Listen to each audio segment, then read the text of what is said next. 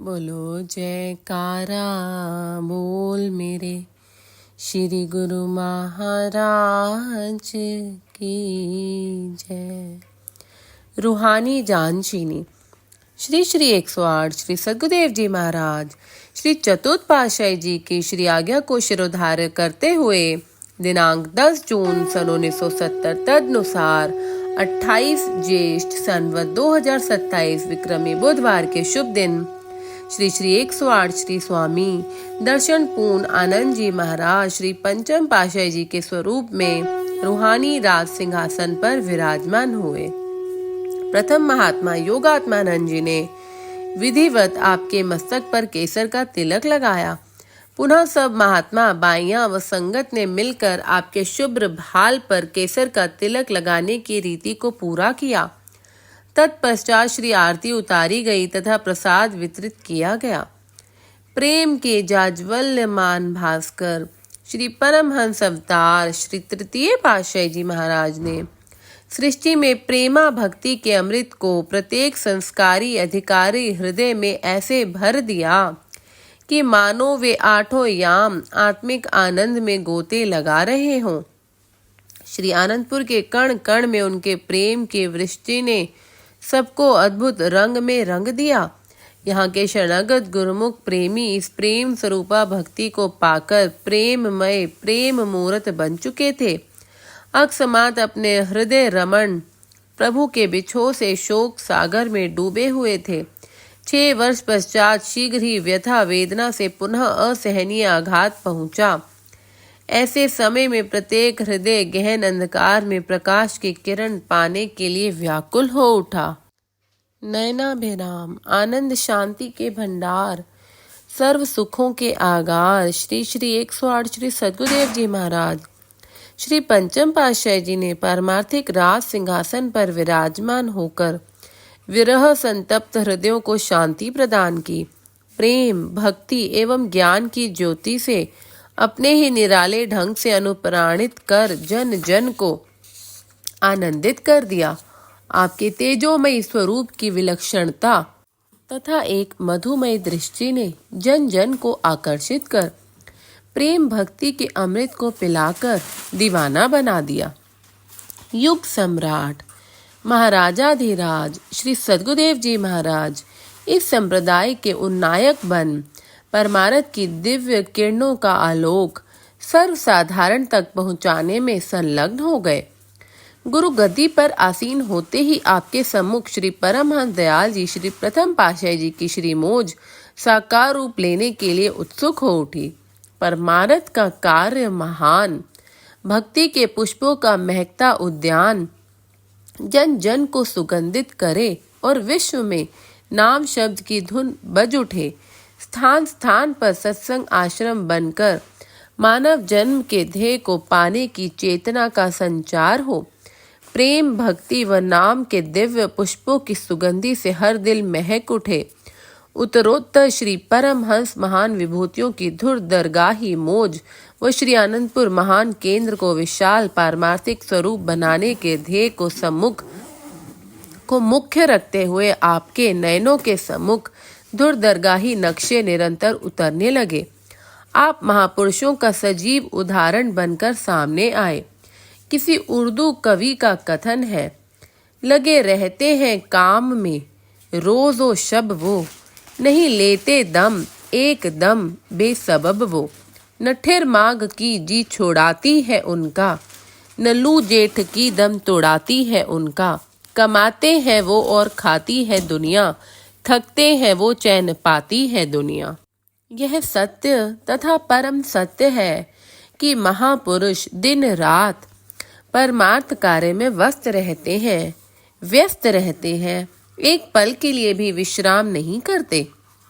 उनके त्याग तपस्या की आत्मिक कमाई अर्थात आनंद सुख शांति का लाभ संपूर्ण विश्व को मिलता है।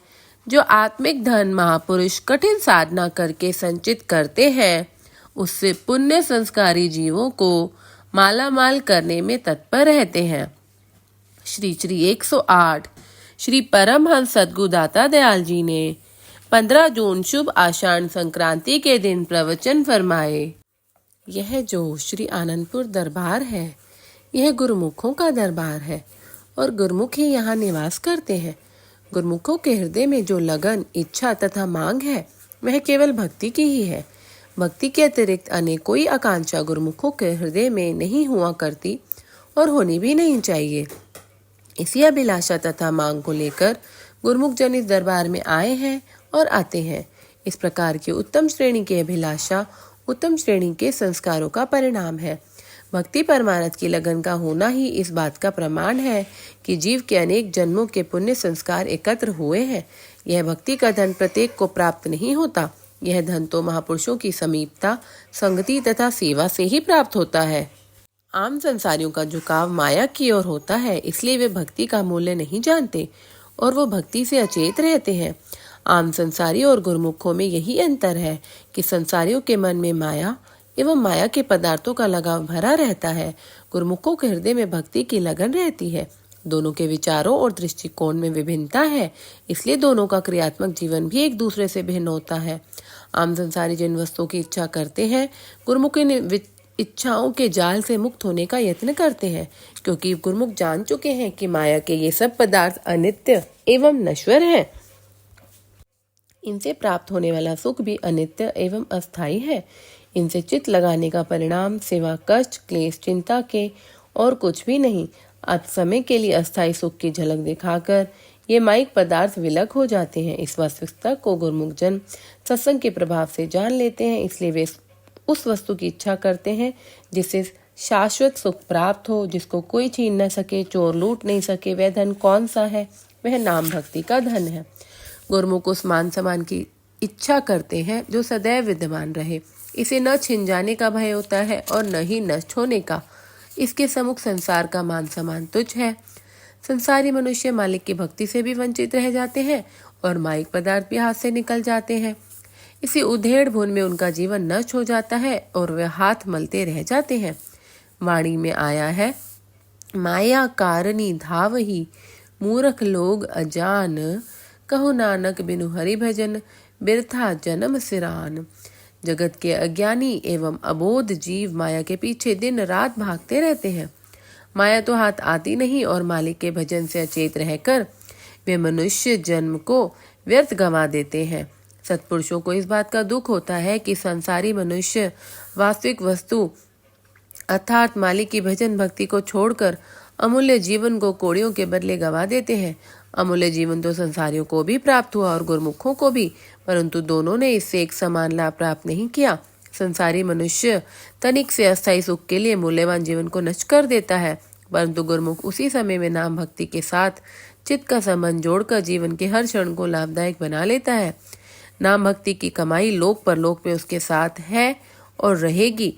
संसारी और गुरुमुखों के रहन सहन और कर्म धर्म में भी महान अंतर है।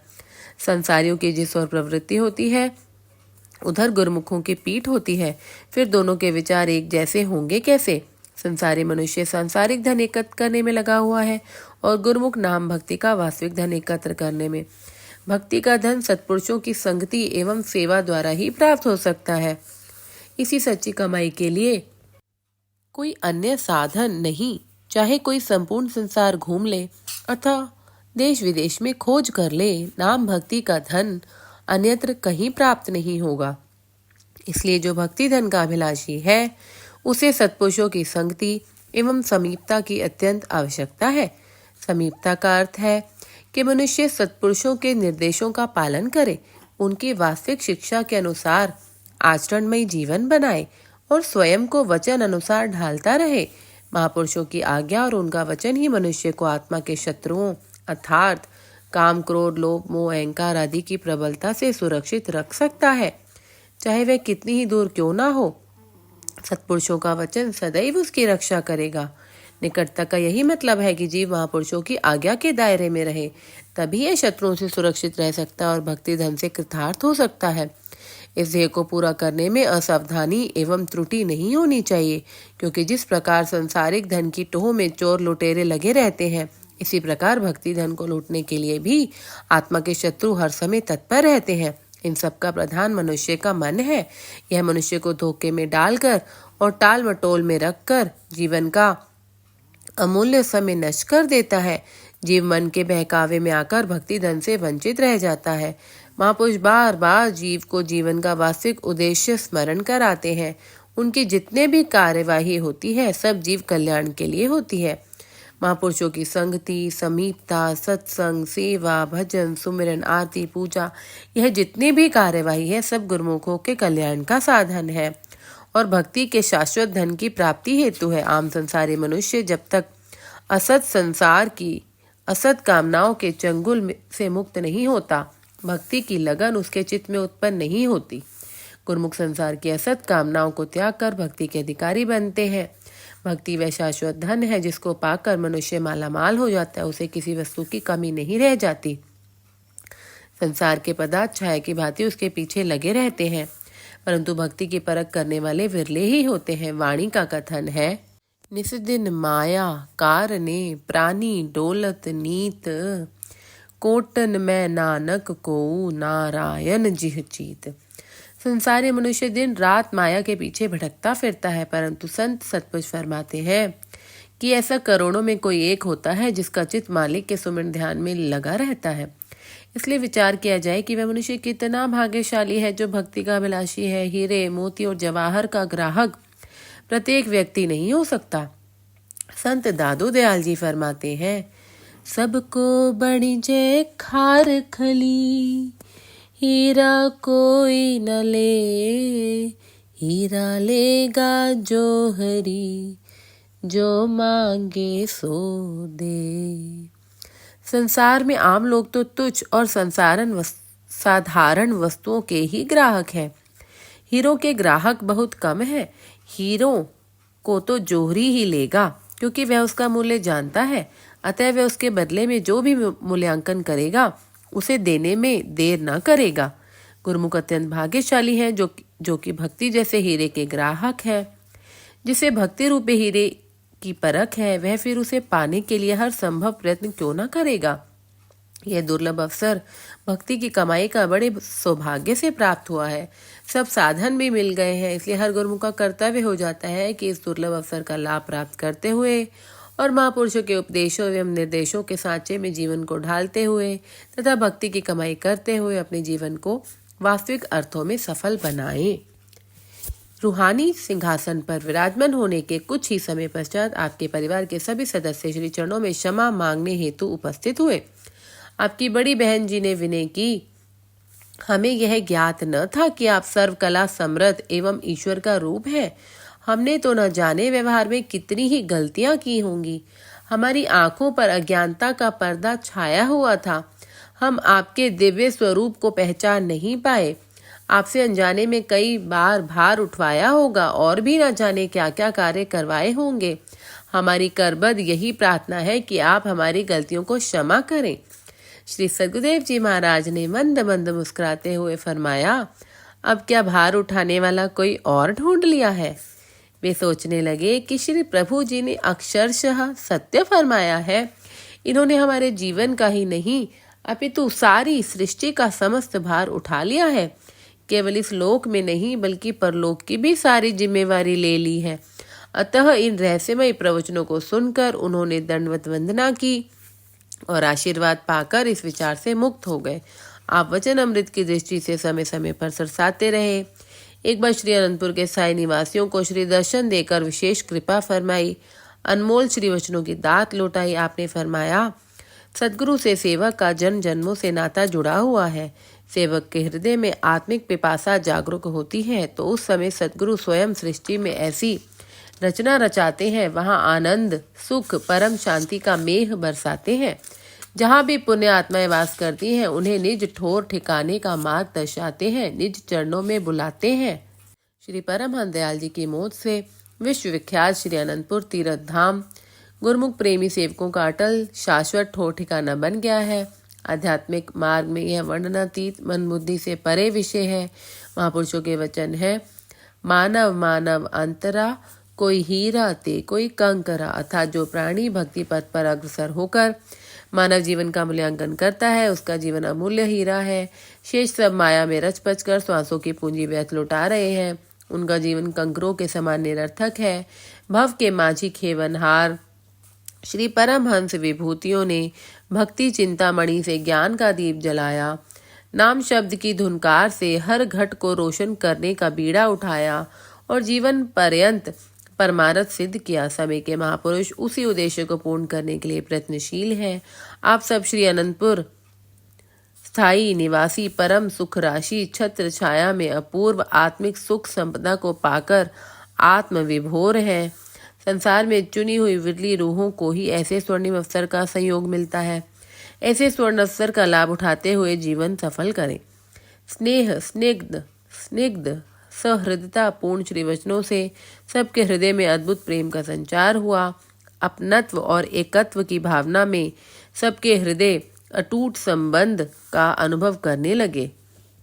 सत्य तो है, अद्भुत कथन प्रसंग है, महिमा अगम अनंत, शेष शारदा थकी रहे, हारे वेद ग्रंथ। परम हितैषी सतगुरु भय भंजन सुख धाम, छत्र छाया आशीष में दास पाए विश्राम। बोलो जयकारा बोल मेरे श्री गुरु महाराज की जय।